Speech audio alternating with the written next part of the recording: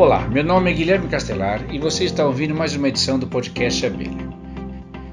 Este programa faz parte de uma série de entrevistas que fizemos com os coordenadores das pesquisas sobre polinizadores no Brasil e que foram financiadas pela chamada pública número 32/2017, CNPq, MCTIC, IBAMA e Abelha.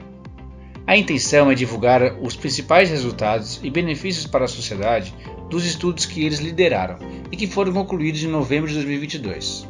As demais entrevistas estão disponíveis no site da Abelha, no nosso canal no YouTube e nas principais plataformas de podcast. Lá no site tem também mais informações sobre a chamada pública.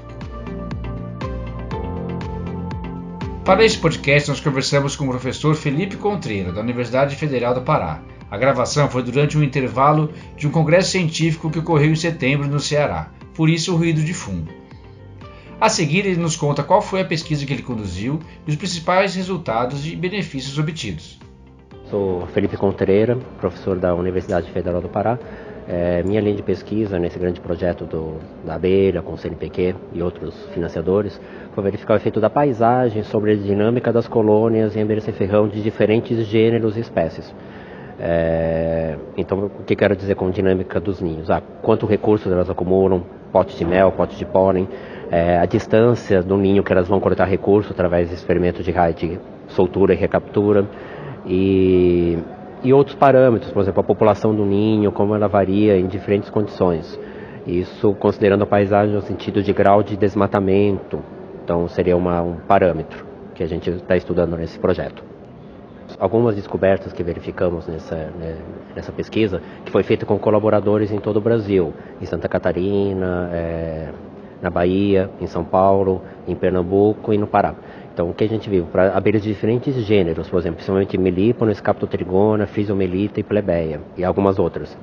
No geral, o gênero Scaptotrigona é muito resiliente a desmatamento. As colônias conseguem sobreviver bem, tem algum impacto na quantidade de recursos que elas acumulam, mas em geral elas conseguem sobreviver bem até em áreas relativamente degradadas, com grau de urbanização alta. As mais sensíveis que verificamos são as do gênero Melípona, que elas necessitam estar no ambiente com grau de cobertura vegetal relativamente alto, mas mesmo assim elas sofrem. Elas se dão muito bem em ambientes íntegros, no sentido de acumular recursos e não os colônias não definhando.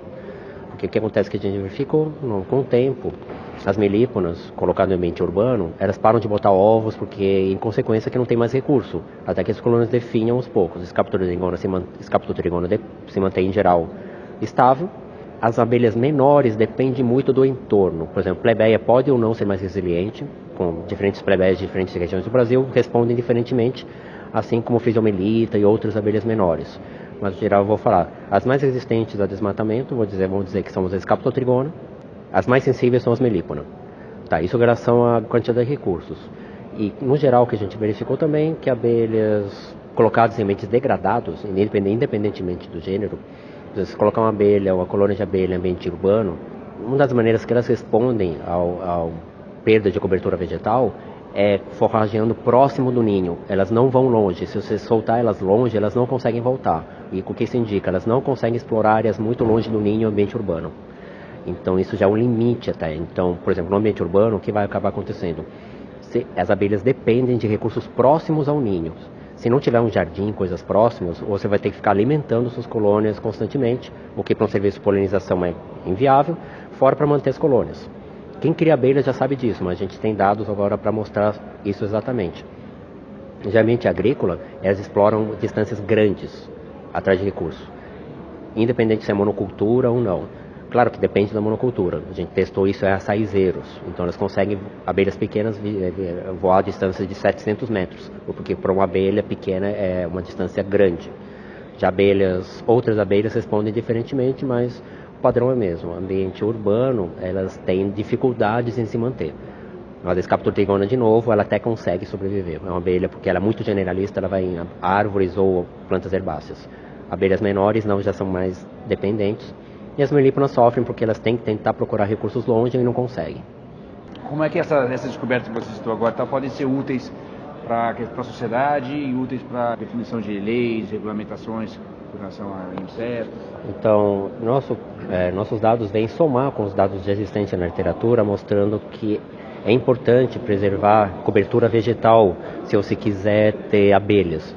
Então não basta você querer colocar abelhas na cidade, é uma iniciativa boa, só que isso não pode ser qualquer abelha. E tem que ter associado cobertura vegetal. Se você não tiver, você imagina a abelha voa longe. Depende, isso é uma resposta muito grande, muito variável nessa resposta, mas elas dependem de recursos próximos da colônia. Então, se para um manejo, leis que vão relacionadas com o manejo de abelhas, nossos dados mostram que o grau de cobertura vegetal é importante para que os ninhos se mantenham. Porque você pode ficar alimentando sua colônia artificialmente, só que elas dependem de recursos naturais também. Então, se você não tiver isso, uma cobertura vegetal, você não vai conseguir mantê-las. E nossos dados também mostram que o ambiente agrícola, o mais preservado possível, elas podem se manter bem, mas elas dependem da cobertura vegetal. Então, nossos dados vão somar para fortalecer esses dados que já se sabem, que elas dependem de cobertura vegetal, mas nossos dados também mostram que isso varia de acordo com a espécie de abelha. Então isso vai ser importante para os agricultores terem uma ideia, se eu quero manter uma melipo na minha propriedade. Até que distância você tem que ter recurso para essas abelhas? 600 metros, 1 quilômetro. Se você colocar a tua abelha isolada, 1 quilômetro de uma mata, ela pode até sobreviver, mas ela vai definhar aos poucos.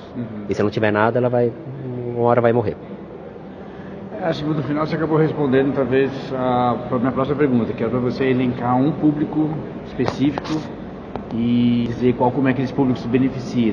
E aí você falando me passou dois pela cabeça, ou talvez que quer criar abelha em casa, meliponicultor urbano, digamos, né, ou agricultor. Né, qual que você... Eu diferi os dois, meliponicultores e agricultura. Aí não está totalmente desenvolvido no Brasil, mas que é questão de utilizar as abelhas exclusivamente para polinização de culturas agrícolas.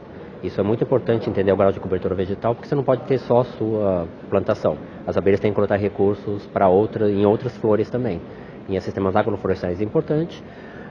Então esse público pode se beneficiar, entender essas relações de distância, quanto alimento as colônias vão estocando, e também aqui os meliponicultores urbanos, por exemplo. É muito bonito criar abelha na cidade, legal, iniciativa boa, mas tem que ter uma ideia, na minha casa está no meio da cidade tudo concreto, não tem árvore, talvez não seja viável. Eu tenho que primeiro ter jardins, na tua própria casa, o ideal, nos teus vizinhos, convencer, mostrar que as abelhas são mansas, abelhas sem ferrão, e aí sim criar, mas se não tiver essa condição não dá para fazer. E também agricultores e gestores também, porque eles vão ter ideia de como fazer leis. Vamos preservar jardins urbanos, mas jardins que tenham flores, porque uma tendência no Brasil fala de verde, a pessoa quer plantar grama. Vai um gramado. Não, isso não tem recurso nenhum, é um deserto verde praticamente. Não, plantas com flores. Aí que flores? Aí o pessoal de botânica, que trabalha com flora apícola, vai poder responder mais. Esse projeto não foi focado a isso, mas o grau de cobertura vegetal, ou como a perda de cobertura vegetal afeta as abelhas. Então todo esse público vai se beneficiar com esse projeto. Lembrando, que você ainda pode ouvir as outras 8 entrevistas com os resultados das demais pesquisas da chamada pública no nosso site, abelha.org.br, no nosso canal no YouTube e também nas principais plataformas de podcast.